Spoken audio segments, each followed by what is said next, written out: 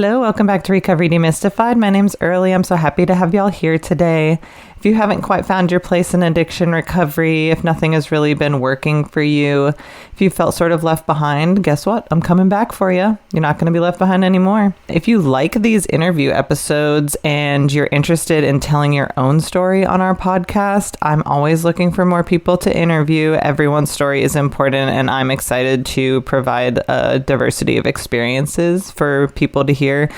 Especially, I think it's important if you have listened to a lot of these and you're like, I just haven't heard my story yet. That means there's other people out there that feel the same way. And if you're able to come on and tell your story, then those people are going to feel in touch with that, and it's going to be important for them to have that representation. So if you've been on the fence about it, go ahead and send me an email, info@recoverydemystified.com. We can either record, I like to do it in the podcast booth at the Fayetteville Public Library, but if you're not local, I have a way to do it remotely as well. So just holler at me. I'm super stoked to hear from people. And today I have Johnny on the podcast, and I'm really excited to let y'all hear his story. I actually met Johnny when I was flyering for our Dry January course that we had at the Fayetteville Public Library this year. And I believe in meeting people where they're at, and, you know, people that are hanging out at the bars and the people that work at the bars, like, there's a percentage of them that are not just having fun, that are questioning their relationship to alcohol and substances. And so when I was flying for the Dry January course, I went around to a bunch of the bars on Dickson and South Fayetteville and wherever else and put up flyers for our Dry January course because I'm like, you know, meet people where they're at type shit. And when I was flying at Kingfish, I met Johnny, and he was like, oh, I'm sober, and I've been sober for like 3 years. And I was like, no fucking way. That is so cool. A sober bartender who's been sober for 3 years. I was like, I'm intrigued, right? Like, what is the story here? Like, why are you still in the bar if you're sober? You know, like, no shade, but just genuine curiosity. And I was like, someday you want to come on my podcast? Like, I think I had one episode out at that time. And he was like, yeah, totally. And recently we finally made it work. And his story is awesome. And I'm really excited to share it with you guys. Basically, it's like he had this amazing supportive community of his like coworkers and friends on Dickson Street. People that just like showed up and stood up for him and like supported him after his life fell apart in order to like help him keep it together after that. And it's just like an amazing and uplifting story. And what I love is that it proves that there is no one way anyone has to get sober. This is like the most extreme example of like, there is not a prescriptive method for quitting an addiction. Like, you can be addicted to alcohol, and in this very extreme case, you can work at a bar the whole time that you're quitting drinking. And with great coping skills and the support of a loving community, it's possible to get sober while working in a bar.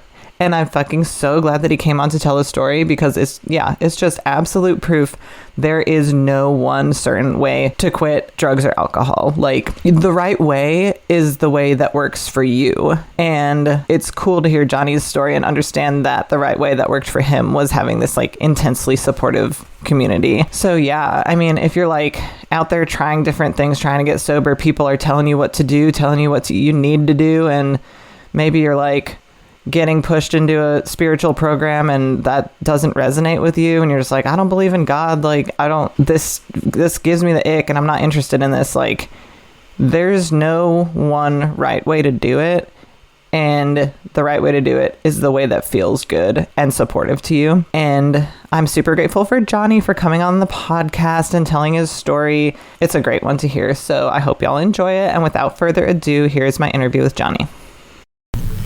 Hello, Johnny. How are you doing today? I'm doing fantastic. How are you? I'm doing pretty good. Great. Will you start by introducing yourself to the audience? Let them know your pronouns and a little bit about yourself. Yeah, for sure. My name is Johnny Boffman. I'm a bartender at Kingfish. Prefer he, him, but I don't really care one way or the other. Well, I mean, yeah, I don't really know what else to say. That's perfect. Yeah. Speaking of prefer he, him, but whatever, I heard someone tell a story about you wearing a dress to the bar for like a while just to prove to people to not fuck around with gender stuff? Like, yes, absolutely. A few years ago when the state of Arkansas was doing, trying to pass all these laws about drag shows, and I think one of the excerpts from the law said clothing traditionally worn by the opposite sex, and I was like, oh, okay, cool, bet. Here's what I'm gonna do. I've always identified as a man. I'm tattoos, beard, the whole thing, and I was like, clothing doesn't have a gender. Clothing doesn't matter. So I went to Goodwill and a few other resale shops and bought a bunch of dresses and skirts, and I wore one to work every day for 6 months as kind of like a fuck you to the politicians trying to like dictate things like that. And as a kind of show of solidarity for the the trans homies, non-binary people, just like, dude, do whatever you want. I'm here. Just it's closed, man. Like, people getting twisted about it are stupid.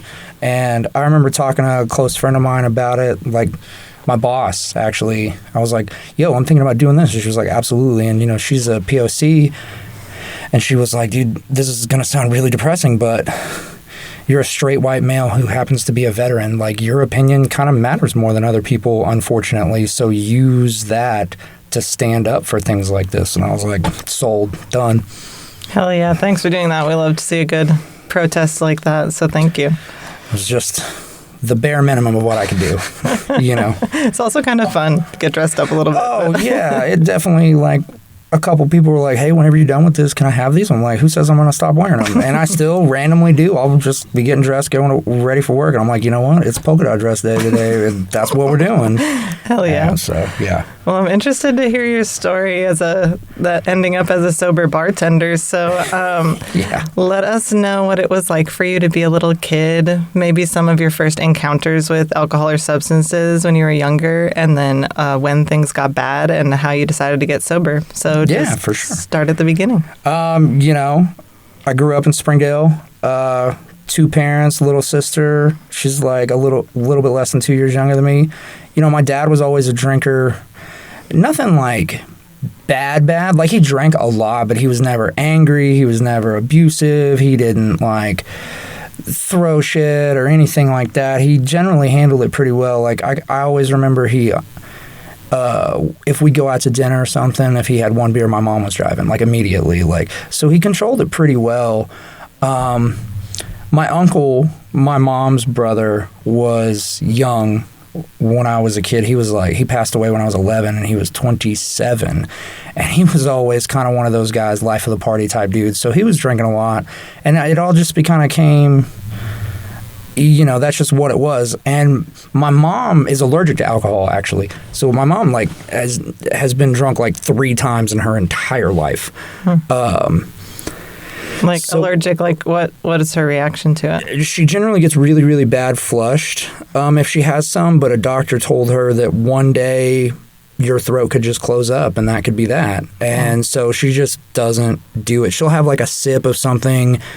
Like, when I was still drinking, when I was bartending, I'd make something that I thought she would like for her, and she would have a sip of it and oh yeah, that's really good, and then or whatever, and then I would finish it for her. Just stuff like that. But alcohol was just always kind of normal. And looking back on it now, my dad is 100% an alcoholic. He will never admit that. And then in further conversations with my mom and my dad's dad was definitely an alcoholic when my dad was younger.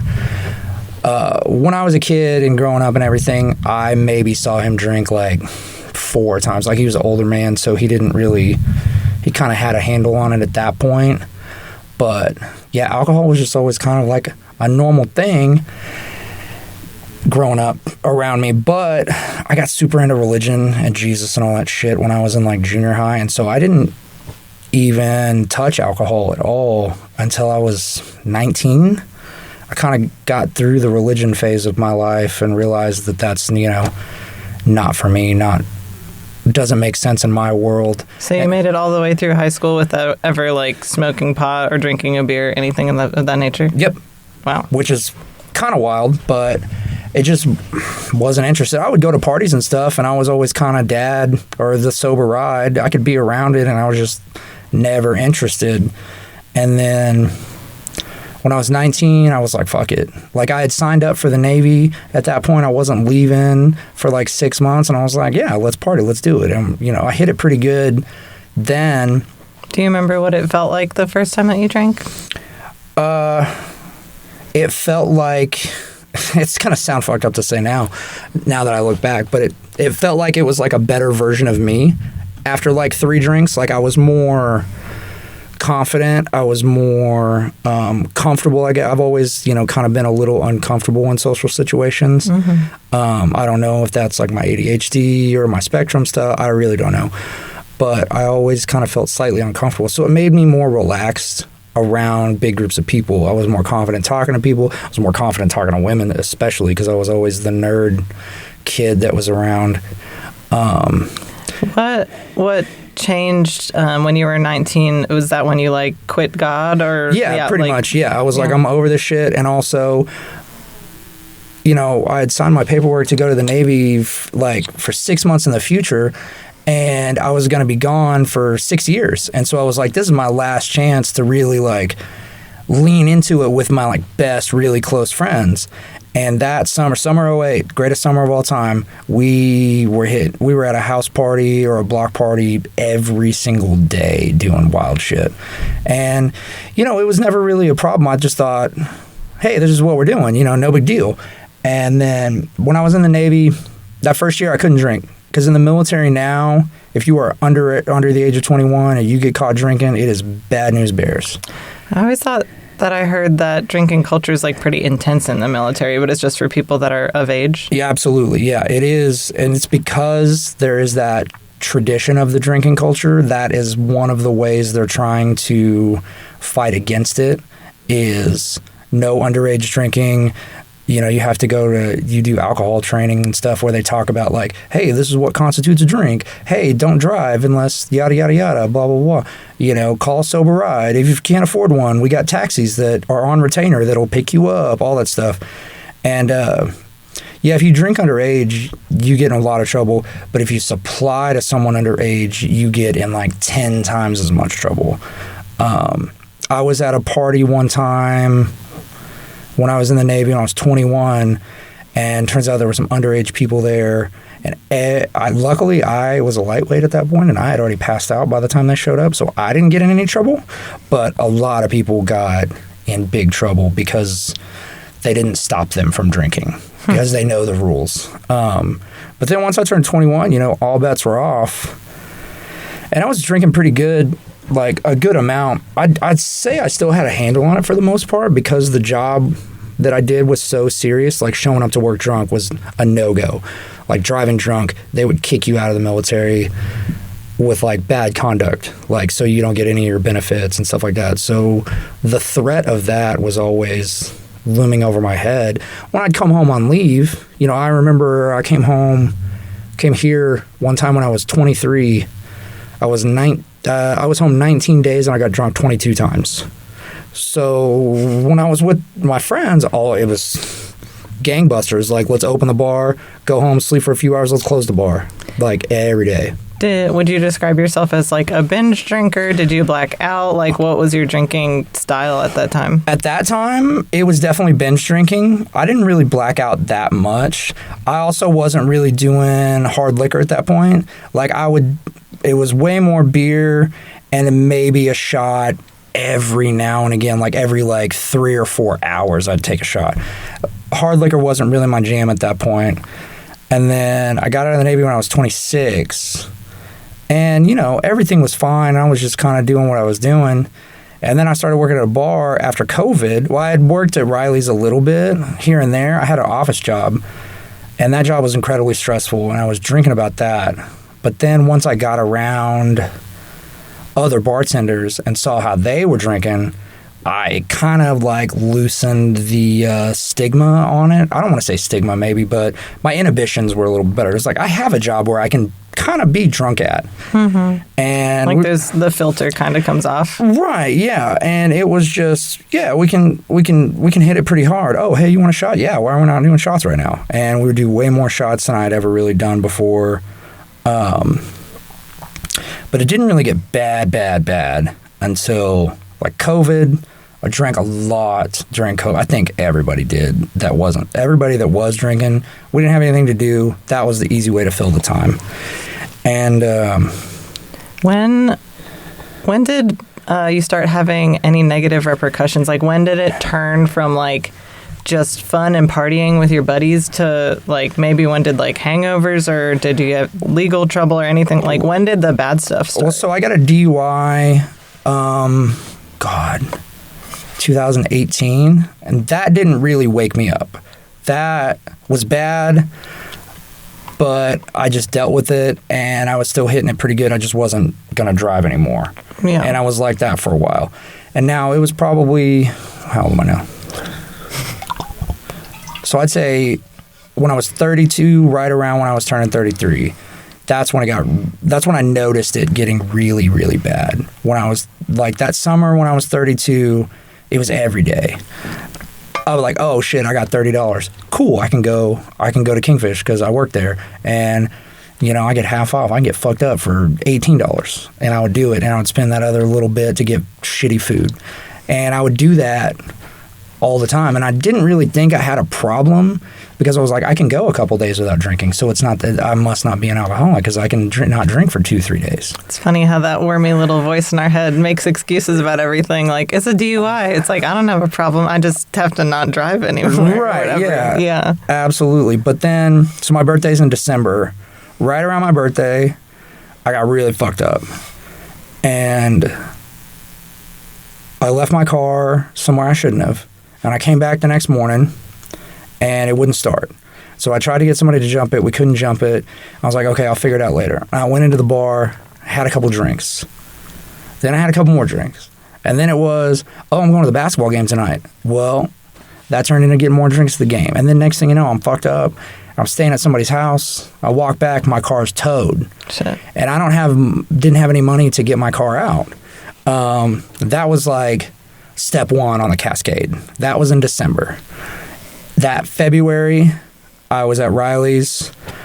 I blacked out. I don't know what happened. I've heard 4 or 5 different versions of the story. But a good friend of mine, we were dicking around, and I don't know what happened, but I slapped her across the face. Oh, shit. I have no clue why, what the excuse was. After a while, I quit. I don't want to know because it shouldn't have happened no matter what. I don't want to hit any of my friends. So I got 86 from Riley's, which was my favorite bar. And that's when it was like, okay. And you were totally blacked out, like you had to hear different versions of it the next day? Yeah, I don't know 100% what happened. I just remember being outside the bar with a friend of mine crying about it. But I don't really know the details of what... And me and my friend are good now.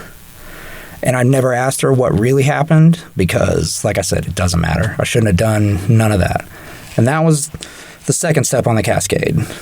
Did you ever end up getting your car back, or you're just like too Nope. broke, spending all your money on drinking? Spending all my money on booze, and I said, fuck it. And what is going on like in your mind during this time when like things are starting to spin out? And I mean, like, did you still think like, I got a handle on this, I can control this, or like what was going on in your head when? Well, so a really good friend of mine who is also sober talked to me about this one time, way later, when we had the perspective of inherently you know something you're doing is wrong in the back of your mind, but like you said, that little worm is just, you're making excuses.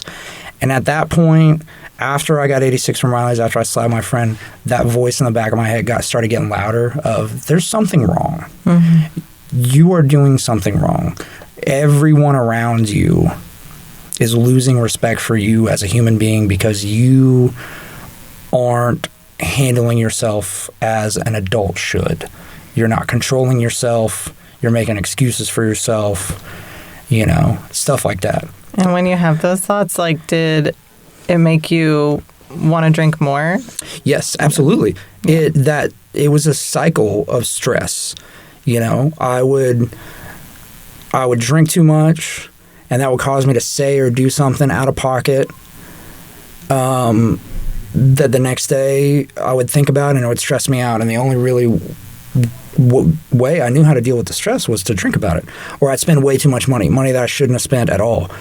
That would stress me out. And then the cycle. And then I would feel, when I drink, I get really lonely. Well, what's the easiest way to solve that problem? I would hook up with somebody that I don't even really want to be around, I would make that bad decision. And then that would stress me out the next day. And that moral hangover kind of thing of stuff that I did when I was fucked up. Eventually, when it really came to a head, two things happened. My roommate, who was one of my best friends in the world, he kicked me out. He was like, bro, you haven't paid rent in like 3 fucking months, 4 months. I can't keep covering for you. You keep spending your money on alcohol. You keep not taking care of your responsibilities. Like, I can't keep doing this. Were you working during that time? Yep. Yeah. I was working at Kingfish during the time, like 3-4 days a week. And it's just, I was spending all my money on cigarettes, food, and alcohol. That was like it. And then my boss, who I said earlier is like one of my best friends, she was the one that had the sit down, come to Jesus conversation of, hey man, like, you got to do something. Like, you've lost your car, you're getting kicked out of your place, you're 86 from your favorite bar because you couldn't handle yourself. All of these things. She's like, you look like shit. She's like, I don't know when the last time you had a haircut. I don't know when the last time you washed your clothes. Like, just everything. And she took that upon herself to be able to have that conversation with me, which, I'll always have a lot of love and respect for being able to do that. And I remember I told her when I got up, I was like, okay, I'm going to go home and rethink my entire life now. How did it feel to have her say that to you? Because I feel like it can kind of go a couple different directions. You can get like mad about it and be like, fuck you, don't tell me what to do or whatever. Or you can just be like, I feel like some people are just like, thank fucking God someone finally said it and now I have an excuse to try. It was more the second one because me and my boss, we have a mutual friend who's worked a lot in mental health, and my boss called her, she lives in California now, and was like, hey, I have to talk to Johnny about this.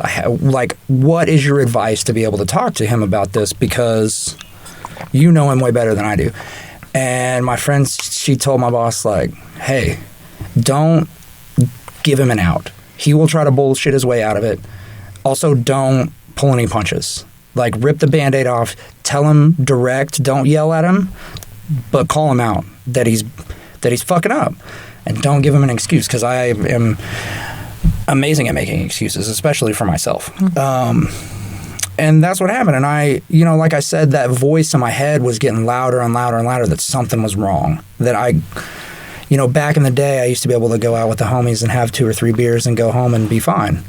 Eventually, it got to the point, 32, 33, where if I'm having one, it's how far can we take this? Let's make this the best night ever. It's like, bro, it's Tuesday afternoon. Like, you know what I mean? And the best night ever more and more turns into the worst night you've ever had. Yes. Yeah. Yeah. And I always had crazy stories from drinking, and I thought that those were fun to tell people. And I thought crazy shit was only going to happen to me if I was drinking. Turns out crazy shit happens to everybody all the time that are all good stories. Sober, drinking, not at Walmart, wherever. So I thought that those two things go hand in hand, and so I kept trying to have those wild life experiences. Had you ever, before your boss talked to you, tried to moderate or quit at all? Once I tried to take a month off because I had been out of the Navy 8 years at that point, less than that, 6 years at that point. And I one day I realized, I was like, since I've got out of the military, I haven't been sober for more than 4 consecutive days in 6 years. I'm like, that's probably not good. I was like, I'm going to take a month just to see if I can do it. I think I made it 18 days before I was like, fuck it. You're like, I'm good. 18 days is pretty close. Right, because it was always one of those things. It was like, oh, it's somebody's birthday. We got to show out for that. Oh, somebody's in town that never comes back in town. Okay, well, we got to drink for that. It was always something. Instead of saying, nah, fuck that, I'll still go out with y'all, but I can't drink. No, it was, oh, it's so-and-so's birthday. We got to go have some shots. I would make that excuse to I guess, wriggle my way out of it. Yeah, and that makes sense to me. I remember one time having a therapist be like, what are your triggers to drink? And I was like, bitch, when the weather's good, when the weather's bad, when any event is happening at all, like, it's just, when you get to that point of drinking every day, it's like everything is your reason to drink. There's no reason not to, really. Yeah, I'm just looking for an excuse, you know, and Do you remember how those 18 days felt? Like, did it feel like you're just gritting your teeth, white knuckling it? Like, did you learn anything about yourself? Did anything good happen? Like, do you remember the experience of those 18 days? I felt really fucking bored, you know, because I was like, bars were the norm. Like, always going to bars. Bars are my safe space. Bars are like a very comfortable place for me. They still are today, even as a sober person. That's where I get my socializing in. It's where I feel normal a little bit, because there's always something happening. There's always somebody to talk to. There's always something on TV, just to get out of the house even. And seeing all my friends, quote unquote, having fun, it just made me feel like, why did I decide to do this? Blah, blah, blah. Like, I undermined my own willpower, I guess, because I was just... But I was also trying to remind myself, you don't have a problem, you can do this, blah, blah, blah. It was just that back and forth argument with myself. Yeah, that's also very common. When I learned the phrase cognitive dissonance to describe that internal argument that we have with ourselves, it was like, it blew my whole mind. I was like, there's a word for that? Like, I'm not just crazy. Right, like, this is like a phenomenon that happens to people. I'm like, oh, cool. Yeah, that snapped it into place. And also, it's super common. I just want to point out, to experience boredom when we first try to quit, especially it's like when your whole life is like built around bars and partying, and you're just like, what? Because it's like you lose touch with all of the other normal human things that like you had done before. Yeah. So yeah, it's completely normal to feel bored at first before you're like able to find yourself again and remember what your fucking hobbies are, or find new ones or something. So. And like, you know, that's where all my socializing took place, was at the bar. It wasn't, we wouldn't go out to eat. We wouldn't go to the park, or we wouldn't go fishing or whatever. It was always, we socialized at bars. And then my boss, she told me one of the things that I've told people all the time that is like one of the most important things I've ever heard. And she looked at me dead in the face and said, you have to learn the difference between real friends and party friends, because those are two very, very different people. She's like, there's some people out there that they're miserable in their life and they want to drink with you so they have someone on their level so they don't feel as bad about themselves.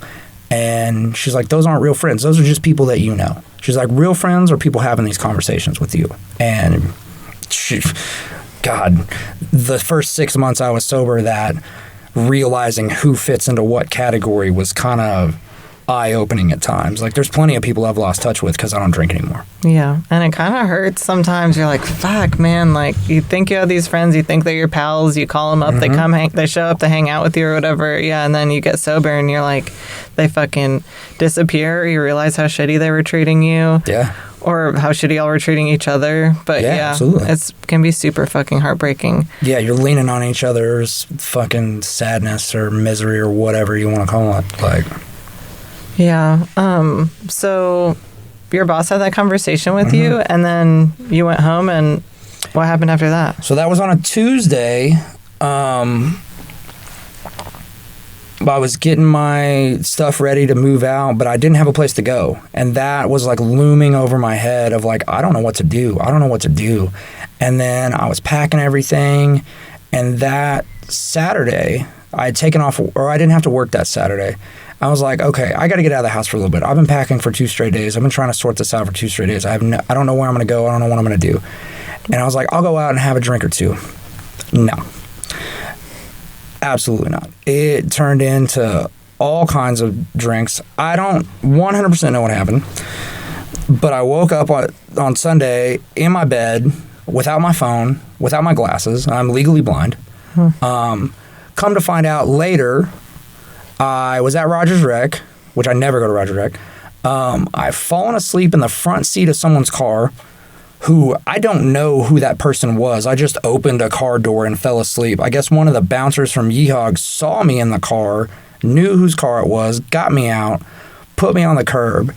Apparently the cops showed up, and because I remembered my address, they took me home. I have no memory of any of this. And when I woke up that Sunday, I said, that's fucking it. Like, I'm fucking done.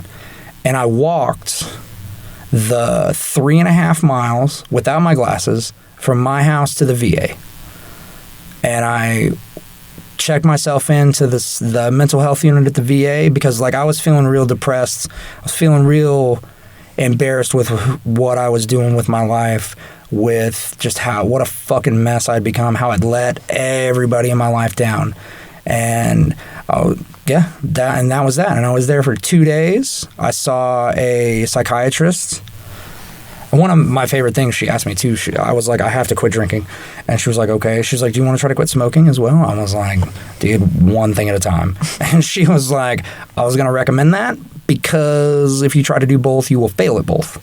You have to pick the one that's causing you the most problems. And alcohol is by far causing me the most problems.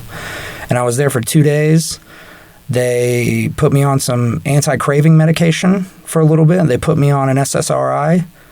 She basically was like, I'm not going to fully diagnose you, but she was like, you have some form of depression and you definitely have anxiety.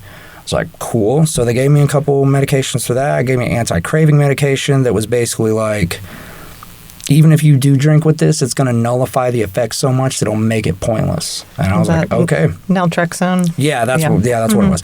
And I got out of the hospital and I moved in with my parents at 33 years old. So that was super fun. Me and my dad kind of got into it that first day. Pretty good. Was he still drinking at that time? Oh, he's still drinking right now. Yeah. My mom was really worried that because my parent, he keeps a lot of booze in the house. That's one of his hobbies. And she was worried that it was going to be the thing. And I said, no, Ma, it's not going to be a problem. How I've always described it to people as, when you're attracted to somebody and then they just do one thing, just one random thing, and that flips the switch in your mind that you can never be attracted to them again. The ick. Yeah, the ick. Exactly. That's what it was. I woke up that Sunday and that switch had flipped. And that was that. In my mind, I was not interested in alcohol in any way, shape, or form anymore. And, I talked to my boss after I got out of the hospital. She was like, okay, definitely take this week off.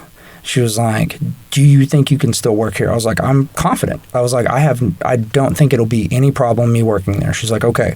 She's like, if at any point you think you can't do it, raise your hand and say it. And none of us that work here will feel the least bit bad because you were trying to do something better for yourself.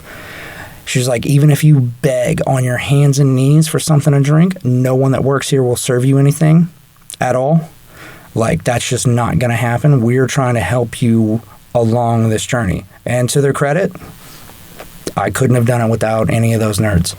Those cats, helped. Staying with my parents definitely helped because they live in Springdale. So it got me away from just being able to go to Dickson whenever I want. I was still around alcohol, but like I said, it wasn't... I didn't want to let my parents down. I didn't want to let my friends down, but moreover, I didn't want to let my mom down, especially. Because if I let my dad down, we're just going to have an argument, and that's that. If I let my mom down, it's the I'm really disappointed conversation. And... we don't want to hear that from Mom. My mom is the sweetest human being I've ever met in my life. She is nothing but good and kind. And to let my mom down is heartbreaking. To let my dad down is kind of par for the course. So that first couple of weeks, that first month, other than not wanting to let people down, what got you through that? How did you deal with the detox phase and luckily all the beginning stuff? My detox phase wasn't that bad physically at all. Mm-hmm. When I was in the hospital, they checked my vitals every 4 hours and my shit never got out of whack.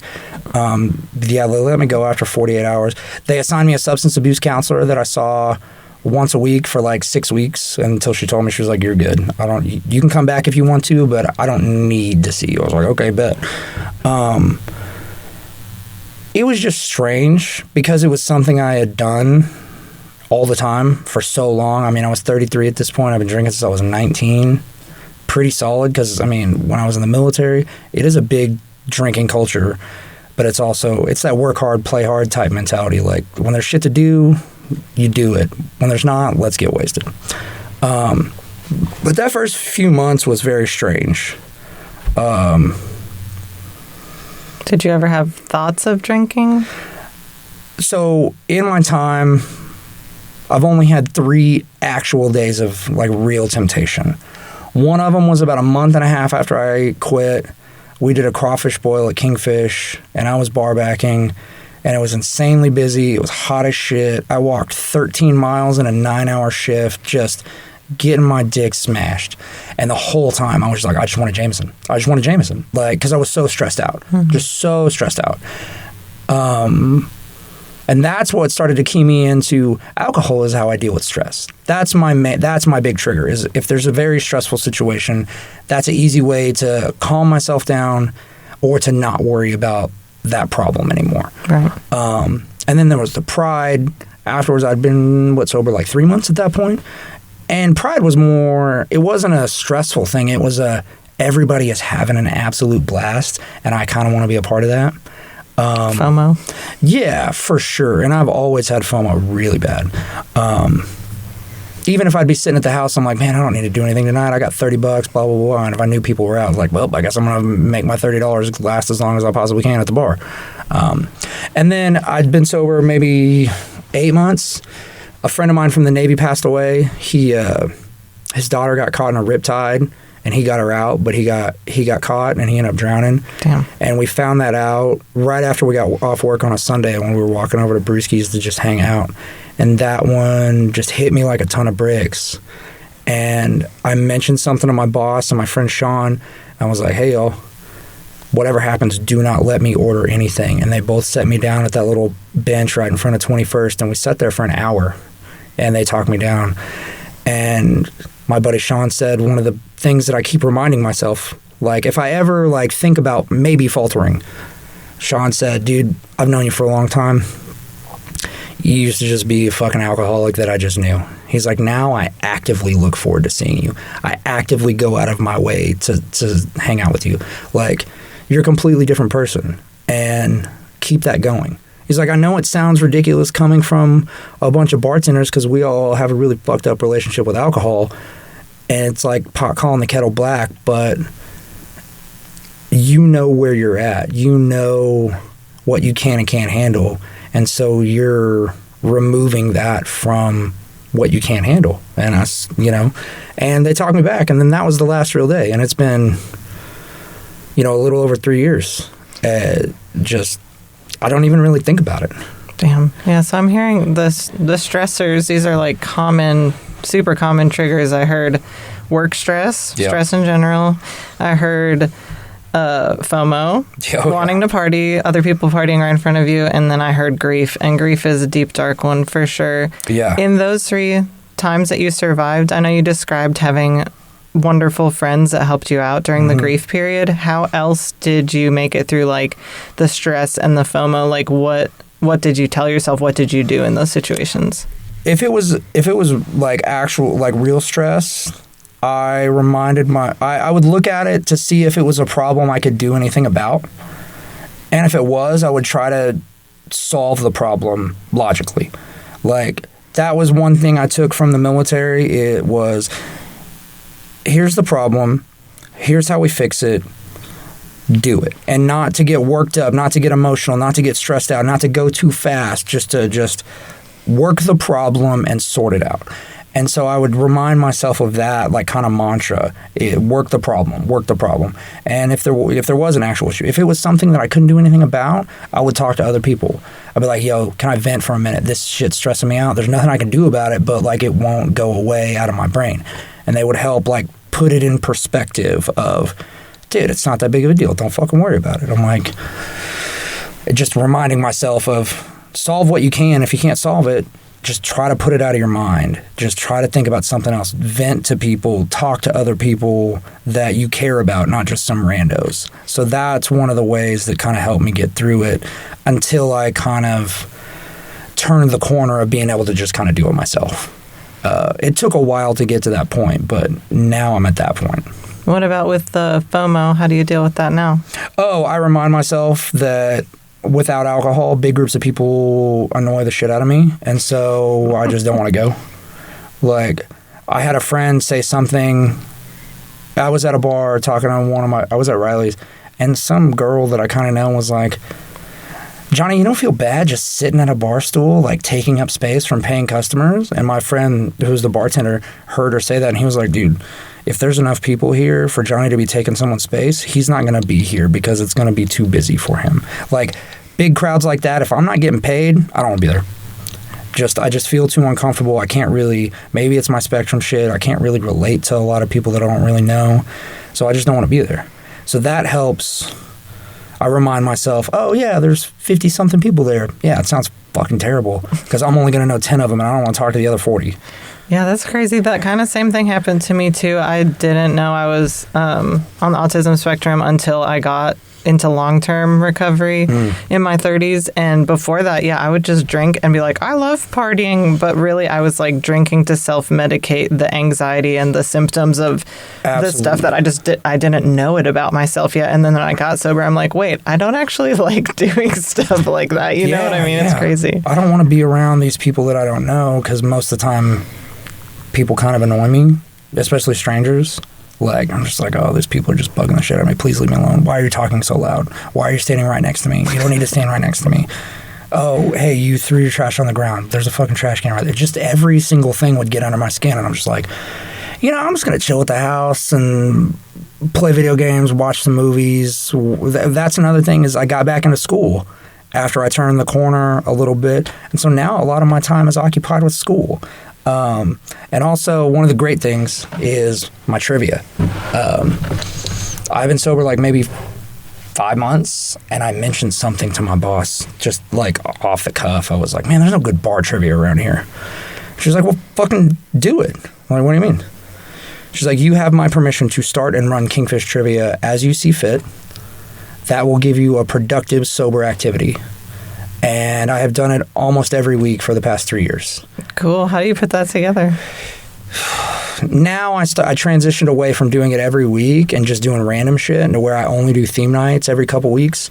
But like when it was just random shit, I would just have random thoughts or random things that I read. Like, oh, is there anything I can work with that? Or I'd be watching Jeopardy and I'm like, oh, cool. That makes me think of this. My ADHD just starts going off. That'll make me think of something else. And I'll write it down. And if I have like a couple ideas, then I'll pull up Wikipedia and start reading about it and then just start writing shit or just making stuff up that I can like look and verify.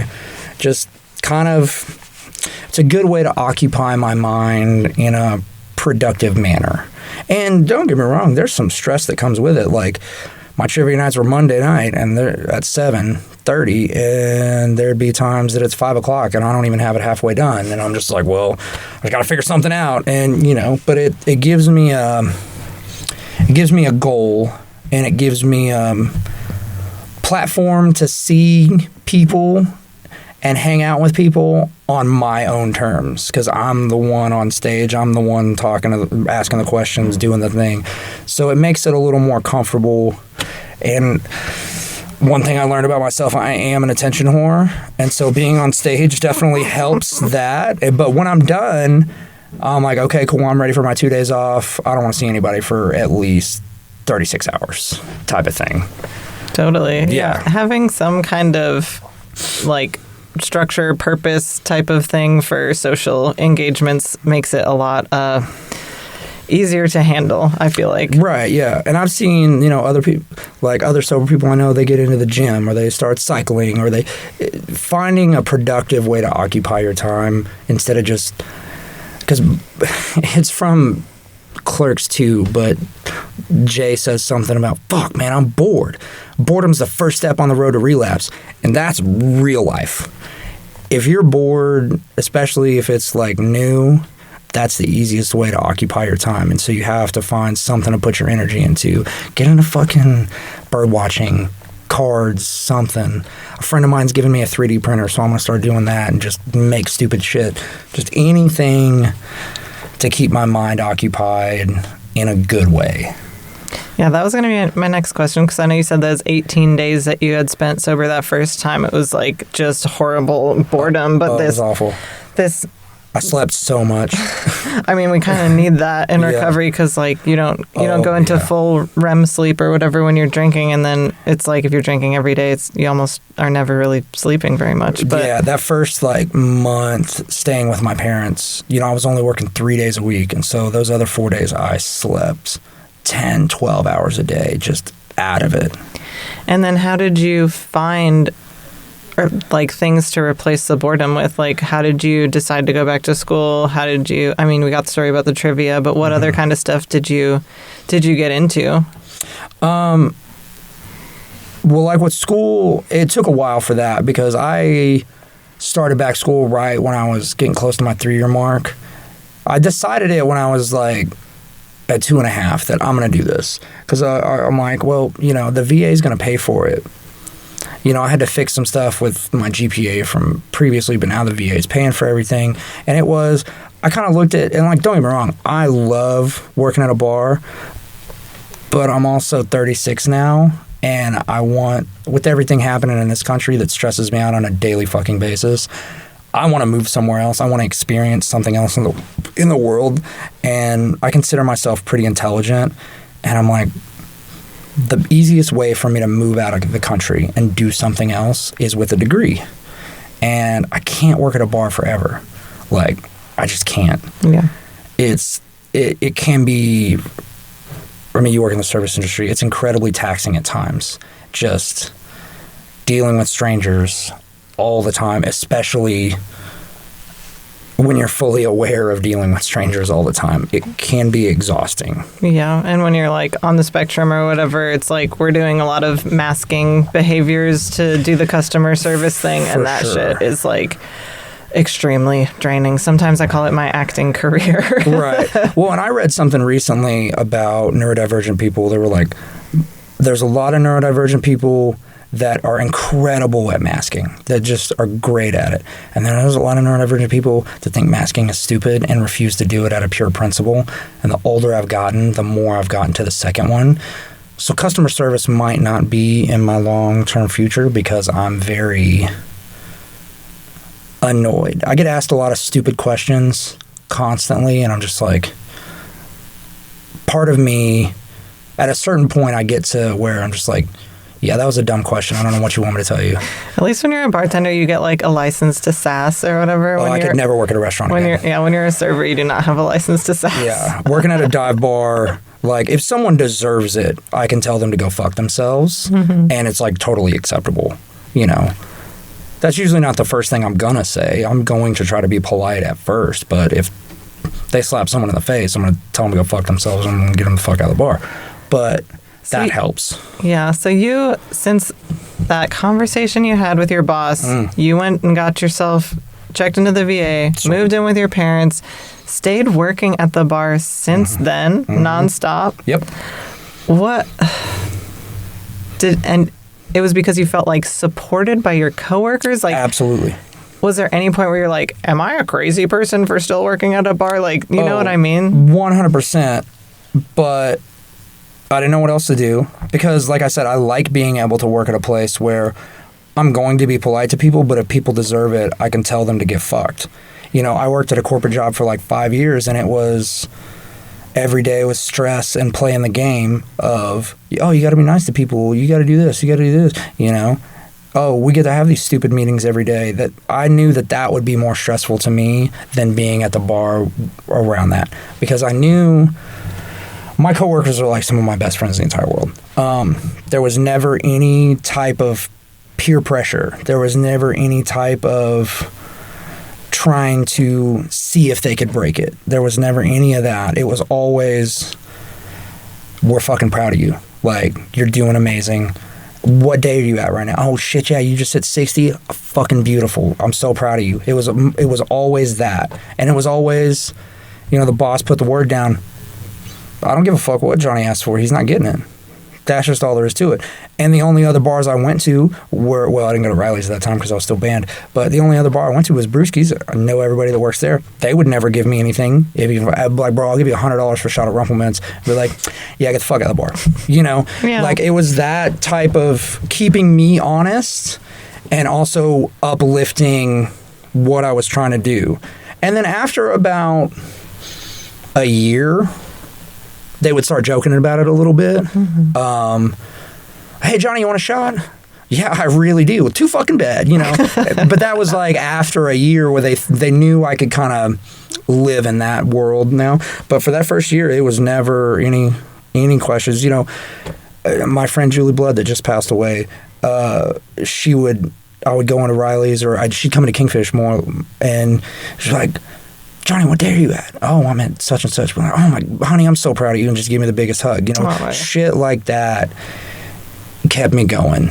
Like, I don't want to let, you know, we already talked about, I don't want to let my mom down. I don't want to let these people down that have, you know, uplifted me the whole time and are proud of me. Everybody else that fell into the party friends category, you know, they just fell off the side of the earth. I don't give a shit what they think. One way or the other, I don't fucking care. These people are my real friends, and I really, really care. Yeah, and that's on having a fucking amazing community around you. Congratulations. Absolutely. Holy shit. Like Dickson Street, the Dickson Street community, especially with like Kingfish, Riley's, Brewski's, Buster's before it shut down, like there's people who come up to and ask us, hey, does the same person own all these bars? Because you guys are always like hanging out, kicking it. We're like, nope. We're just all in the same little weird tribe, you know? And so sometimes this happens to me with like smelling the booze on accident. Like, so before the thing changed in my brain where I don't want to drink anymore, which also happened to me, but it happened with like a concerted effort to like study neuroscience and rewire my brain in like an intentional way. Like right, it sounds like with you, it was just like a gift you received. Yeah, it was more spontaneous. But it also happened to me too, where like I went from like, you know, being obsessed with always wanting to drink and then being fucking repulsed by it, right? So now it's like sometimes when I'm like serving people, I'll get like a whiff of the red wine or like a whiff of the tequila or something, and I'm just like, y'all, I feel like I'm gonna fucking barf up in this place. And I'm sure working at a bar, you get like way more of the smells and just like the stickiness, a really close experience with it. So like, the smells don't really bother me except for Rumpelmints, because that shit is nasty as fuck and I hated it anyway. But if it gets on my hand, I kind of have the weird little ick, like, oh fuck, it touched me. Like, I gotta wash my hands right now. That's the only one that really kind of gets under my skin. Like, everything else, I just smell it, I'm like, I'm just like, yeah, that doesn't sound appetizing, or doesn't seem appetizing. Like, I'm good. Yeah, there's that. And then a couple of the other things that sort of like trigger me a little bit at work is like, seeing people get lit. You know what I mean? Absolutely. How do you feel about seeing that? There's part of my brain that's kind of envious. Like, Pride's always the hard one, because like working at Kingfish, we are the busiest bar on Dickson during Pride, and everybody is having the most fun they've ever had in their life. Everybody's just letting the freak flag fly, just having a great time, partying the whole day. Nobody's ever grumpy. There's times where I like sit back and I'm like, I'm kind of envious of that. Like, if I had 2 shots of tequila right now, I could be on their same level. But I have to remind myself it's not worth it, because I could maybe have 2 shots of tequila today. Well, then tomorrow I'm going to have a couple beers and a shot, and then the next day I'm gonna have 4 beers and 2 shots, and then next day you pick me up from jail. Yeah, and then in 2 weeks I'm passing out by the dumpster without a shirt on. You know what I mean? So it's just not worth it to me. And then the other thing that gets me sometimes too, and I have a strong coping skill with it, is people that leave like a half a beer behind or something like that. Because I used to be that raccoon, that little gremlin that was like gulping up all of the like half empty shit everywhere or whatever. Now there's a gremlin that I work with who I love very much, who I'm like, look, gremlin, there's a half a beer, you know? Right, yeah. and I can like give it to them, but does seeing like half full drinks do anything to you? No, it doesn't. No. It makes me more annoyed because, like, I have to dump it out. It's like I have more work to do slightly. My bucket's getting fuller. Right, yeah. I'm just like, well, oh shit, I got on my new shoes. God damn it. Like, why did I wear these to work? That's more of my concern of... Also, I'm more annoyed the fact that people can't pick up after themselves more than I am anything. Right. That's the... But, you know, if it's a completely full, like, Budweiser or whatever, I'm like, hey, yo, to one of my coworkers, you want this? All right, cool. Plastic cup. Here you go. Whatever. That's about as far as I think about it now. Luckily, it's just I don't know how it happened, but when it got shut off in my brain, it got shut the fuck off. I love that. It's very strange. And people ask me, hey, how did you do it? I'm like, I don't know. I just did it. Yeah. I've never been to a single meeting a day in my life. I had a great support system already. I vented about shit that was bothering me, but I really, really honestly don't know how I did it. It kind of freaks me out a little bit sometimes, where I'm just like, because I can't tell people, oh, hey, people that come to me sometimes, they're having problems or whatever, and it's like, how did you do it? It's just like, bro, I just did it. That's not good advice. No. That is not good advice at all. I try to, break it down and just, try to limit yourself. If you go out, tell yourself you're going to go out and not have any drinks. It's easy, especially now. With as many NA options as they have now, that's a good thing. For me and for other people who are going through this right now, being sober is kind of normal now in a lot of aspects. A little bit, yeah. Society is making it more accepted. Age, being in your 30s versus doing it in your 20s. Because in your 20s, no one gives a fuck about you. I'm like, oh yeah, pussy, figure it the fuck out. Being in your 30s, people are like, hell yeah, dude, proud of you. Keep doing what you're doing. But as many NA options as we have, I went to Sidecar when it opened. Oh my God, they have 14 NA cocktails on the menu. Yeah. And every single one I had was phenomenal. We had an event there the other day for Recovery Demystified because one of our participants requested to have a sober event at a bar or whatever. And I was like, let's fucking get after it. And kind of a ton of people showed up and was sober at the bar. I was like, this is cool, you guys. This is fun. Yeah. Yeah, the owner, Trey, one of the owners, Trey, he worked at Fish for a little bit. He worked at Brewski's forever. I talked to him about it because I had the margarita, the daiquiri, and the pina colada there. They were all phenomenal. Mm-hmm. He was like, dude, whenever I open this place, that was a goal of mine, is to have phenomenal NA cocktails, because a lot of places will have 2 on the menu, and that's boring. Yeah, and they don't put much thought into it. No, not at all. And Trey's a genius, so he can do anything he wants to. And he was like, dude, out of my 5 favorite drinks on our menu, 3 of them are NA. I was like, perfect. And that's becoming more and more and more normal and accepted. So I think that helps people like us that have had problems with it, as we can, I'm just going to go to a bar and drink water, blah, blah, blah. No, dude, they got good options that are all delicious. Mm-hmm. You can get a fancy cup, Yeah, absolutely. You get an athletic. Mm-hmm. The athletics are all pretty solid, it's just, yeah. Did you ever get unbanned from Riley's? Yes, I did. It took a year. But I did. Now I go to Riley's a good amount. I don't go all the time. Now that it's not smoking inside, it's kind of weird. But yeah, I got unbanned from Riley's. It was a conversation between the owner and the manager of listen, he felt so bad about what he did. He hasn't had a drink in a fucking year. You know what I mean? This is not somebody who just casually hits people for no reason. Yeah. What he did was atrocious, but he's more than made up. He's paid his penance for it. And I didn't look at it as penance. I looked at it as, I don't really know what the word to use would be. It was penance in a way, but it was a complete lifestyle change at the same time. It wasn't a punishment for myself, because I feel like me not drinking is a good thing, not a punishment. Yeah, it's transformative justice, sort of, where we're allowing people who have caused harm to demonstrate that they can heal and grow and change, and then, allowing them back into spaces they weren't before. Absolutely. Yeah. And, when I was drinking, I remember reading a quote of somebody was like, if you ever wonder if you're a good person or a bad person, just remember that bad people don't try to get better. And when I was going through my first amount of recovery, I would I fucked up. I've done a lot of shitty things. I've been a very selfish human being. I've fucked over people.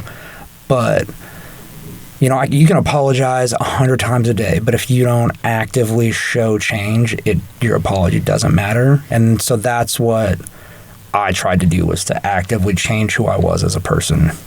Hell yeah. Well, it's obviously worked great, because everyone seems to know who you are and have a great opinion of you. And I'm interviewing Johnny on the podcast. Everyone's like, fuck yeah, I love Johnny. So you've obviously done a great job. I somehow toe the line between being a sweetheart and being a dick. So there are people who really love me that I'm like, I've barely ever talked to you, but okay, cool. Yeah, bet. What's up? How's it going? We're lucky in this town that all of our service industry people kind of get along for the most part. And we kind of look out for each other because we're the only ones that understand what the others go through on a daily basis. Was there anything we didn't get to that you wanted to talk about? There is something good. One of the things that I like to talk about, a friend of mine he kind of had it a little more worse than I do. Like, he was at the point of, like, hiding cheap vodka bottles under his pillow type shit. Like, it was bad. And we talked at length, he was the person I said that when we talked, it was like, there's always that little voice in your head that knows what you're doing is fucked up. And you try to hide it. And he was like, the biggest thing is addicts are the best liars in the world. He was like, because they know at some level what they're doing is wrong. And that's always stuck with me because it's like, if you're trying to help somebody or if you recognize it in somebody, the two things that my friend who works in mental health told me was nobody's going to get sober until they're ready. Like, you can't force it. And you have to be able to present it to them in a way that's not going to make them defensive. Right. Because they're phenomenal at making excuses and they're phenomenal at lying. I'm great at both of them, or I was. I don't do it hardly anymore. Yeah, it's because we learned that people's approval of us hinges on the fact of whether or not we're sober. Yeah. So we lie to cover it up and feel ashamed of ourselves because we're trying to get this human need met of approval from other people. And I think, like, what you're doing with this and with what a lot of people are doing with it's showing that recovery is possible because it's not necessarily, being an addict isn't necessarily a weakness. It's an issue that you have. But some people run away from help because they're like, oh, everybody's going to look at me like I'm weak, like I can't handle myself, like I can't do this. It's just like, no, man, some people are just born with that gene. Like, you didn't get fucked. It just kind of happens. Like, you can't run away from having cancer. You can't run away from being paralyzed or whatever medical issue it may be. You can't run away from it. You have to raise your hand, put your pride aside, raise your hand and admit when you need help. But nobody's going to get clean until they're ready. And that's the most depressing thing about it. Yeah, but you'll be surprised when you raise your hand and ask for help, the people that come running to help you. Oh, absolutely. People like you, people like me. There's a couple other there's one other sober bartender I know, and he's more than willing to help people. Like, even like you're talking about all of your coworkers who are not sober, and they were so ready to throw down and help you. Like, absolutely. Yeah, we think that like, oh, everyone hates us or something, and maybe a lot of people do. But that's fine. Yeah, as soon as you ask for help, like people are going to be like, thank fucking God, here I am, I'm ready to help you. I remember a guy wanted to buy all of us a round of shots at the bar one time. And he was like, okay, how many people were? Oh, 6. He was like, all right, let me get 7 Jamesons. And my boss was like, oh, no, Johnny doesn't drink, so we're just going to do 6. And he's like, if I'm paying for it, he's going to fucking drink it. And she told him to get out of the bar. Damn. Yeah, she was like, no, get the fuck out. Like, that's what's up. That's the type of, like, you need people like that who are going to be able to do it for you, to look out for you. I live on Dickson. I'll go to the liquor store to get like cooking wine or like some sake that I'm going to cook with or stuff like that. It's very rarely, but every single time, everybody's like, hey, bro, you good? Like, yeah, man, I'm making some pasta. I needed some white wine, blah, blah, blah. Like, okay, cool, man. Just making sure. Yeah. Like, and, none of them are really like, they're homies, but they're not like friends. But anytime I go in there to buy anything alcohol related, or if I have to go there for the bar, like, hey, bro, you all right? Yeah, man. No, I'm good. This is just for okay, dude, just making sure. And people looking out like that. Yeah. Or if I'm out for a friend's birthday and they're, hey, I'm gonna buy you a drink. What do you want? So okay, cool. And I'll go up there and get it. The bartender will be like, I was like, bro, it's for my homie. It's their friend. Like, okay, all right, bet. Because I wasn't going to give you something otherwise. I'm like, I appreciate that. No, it's for a friend of mine. Okay, cool, bet. Hell yeah. So that means the world to me. It just, being able to do that. I need to drink less Red Bull, but that's fine. That's survivable. Yeah, I can live with that, Okay, well, if there wasn't anything else, was there anything else? I can't really think of anything. What do you think people don't understand about addiction? There's still an argument between people, and I've seen it online a lot, and I've seen it in person a lot, is, addiction, it's proven that it is an illness. that a lot of people say it's not an illness because you did it to yourself, which in my opinion is bullshit. It changes your brain chemistry. It's a real thing. It's recognized by the American Medical Association as an actual disease. So there's some people that don't fully understand that.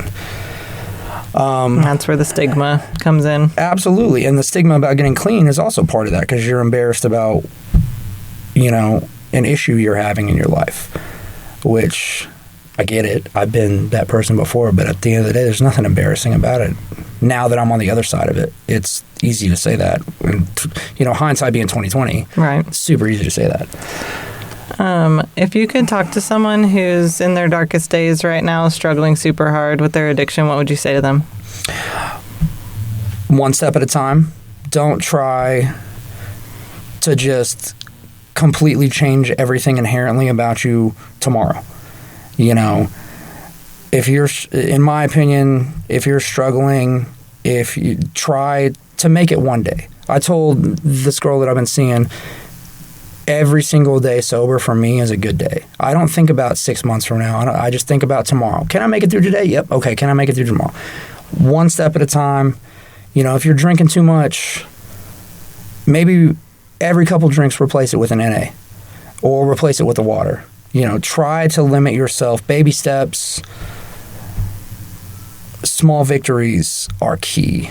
I think that's that's really good advice, because a lot of times if we try to do too much too fast and we set ourselves up for failure, then after you fail, you're like, well, it's even worse. You get a case of the fuck-its. You're like, I'm a fucking loser. Why would I even try? Yeah, so I love the idea of baby steps, because as you get little tiny successes, it's going to build your confidence. Builds. Absolutely. One day at a time, 12 hours at a time. It's like the psychiatrist that I saw in the hospital told me, when she asked me if I wanted to quit drinking or smoking, and I said drinking, I was like, I can't do both. She was like, your body will be so stressed out that you're changing this much about what it expects that your entire body will freak out and stress you out so much that you'll fail at both. You got to pick what's the important one. You got to pick the realistic goal and just try to work towards that. Small baby steps at a time. Don't swing for the fences immediately. And let yourself be fucking proud of yourself too. Yeah. When you have the little successes, allow yourself to be grateful and proud and see the little things that I feel bad sometimes because I have people like, hey man, I'm 10 days in. Fuck yeah, that's beautiful. Mm-hmm. And I'll say I'm at 12 something. Sometimes I don't like saying that because it feels like I'm trying to one up them. Mm-hmm. But I try to just say, hey dude, I was at 10 days. That's what I mean by that. I was at 10 days. Try to get it to 11. That should be your goal. I'm at 12:07 or something. I'm trying to get it to 12:08. Hell yeah. That's where I'm at right now. It's just small victories. Don't try to plan too far in the future. Yeah, and just demonstrating that it's possible to people is fucking awesome and inspirational. Oh, I've told people that too. They're like, man, I don't think I can do it. I was like, bitch, if I can do it, anybody can fucking do it. Literally, if I can do it. Yeah. That's another thing too that I was talking about, when I was in the military. I was on submarines. And in some of my days that I struggled, I reminded myself, bitch, you did 435 days underwater. You can do this. That was way worse than this shit. And that helped get me through some of my days. Think about, if you're trying to recover, think about crazy shit that you've done in your life. Oh, if I can do that, I can do this easy. Hell yeah. If I graduated high school with dyslexia, I can fucking do this super easy, or whatever it may be, whatever your own personal accomplishment is. If I did that, I can do this. Yeah, if the two of us in this room can get sober, I fucking promise that you can do it too. Yeah, you just got good support. The good support system is invaluable. I could not have done it on my own. I would not have done it with without the people I work with. And some of my best friends, and my mom. Without those people, I would not be sitting here having this conversation. Yeah, thank you to all of them. Yes, absolutely. I love every single one of you assholes. All right, well, thanks for talking with me today. It's been really nice. Absolutely. I've thoroughly enjoyed it. All right. Recovery Demystified is produced and edited by me, Early Brunner. Stevie Petet made our logo. Our social media manager is Kaylee Bausch. Logan Bragg wrote our beautiful theme music. We are entirely supported by donations as a 501c3 nonprofit. Your tax-deductible donations can be made to our Venmo or to our PayPal at Recovery Demystified. May you be happy and free, dear listener.